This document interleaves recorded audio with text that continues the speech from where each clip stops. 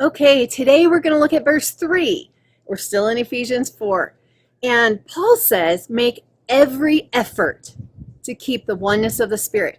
Okay, every effort means you keep trying, and after you've tried one way, you try another way, and you just don't give up after the first 5 things didn't work.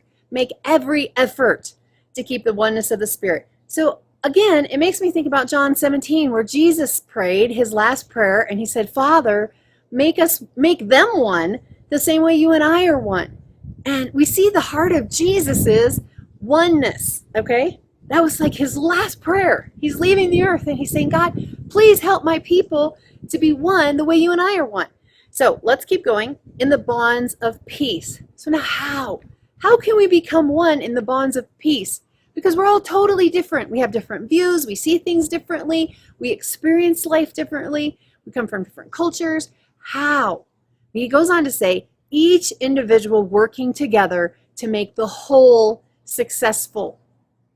So my question is, could we each say that we're really doing our best? Are we really making every effort to keep the oneness of the Spirit? Are we doing everything we know how to do to build up everyone else, to make the other person successful? I know most of us are doing everything we can to make ourselves successful.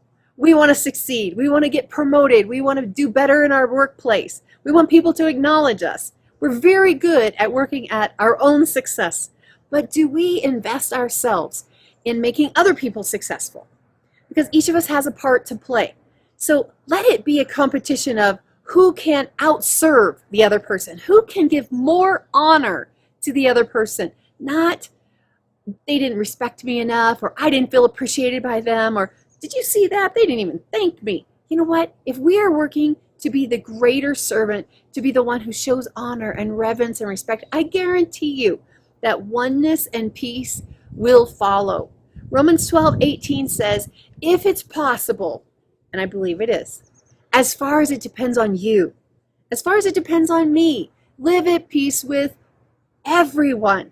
All men, all women, live at peace with everyone. And you know what? The truth is, some people are really not easy to live at peace with. I struggle, that's for sure. Some people, it's super easy. I feel like we never have a bad day. But you know what? Others, it's like constantly friction, rubbing against one another. But you know what? God has you in that person's life for a reason. Maybe it's to sharpen you. Maybe it's to develop that quiet patience that we talked about yesterday. But you know what? Maybe it's to be a light. And we need to be a light. And maybe they've never had somebody just show generous love to them. So as we're working to make that bond of peace, let's look at it in the Passion Translation. It says, be faithful to guard, and I'm going to say to steward or to protect the sweet harmony of the Holy Spirit among you in the bonds of peace. Well, you know, as a parent, and I have 3 children on my own. Of course, they're big and grown now, so they're not really children, but they'll always be my children. Some of the most beautiful times for me when I see my children peacefully, sweetly playing with each other. And it was just one of those moments. As a parent, you all know what I mean. It's just like, oh, you felt like they were little cherubs, little wings and halos, because they were just so peacefully playing together. And it was sweet harmony.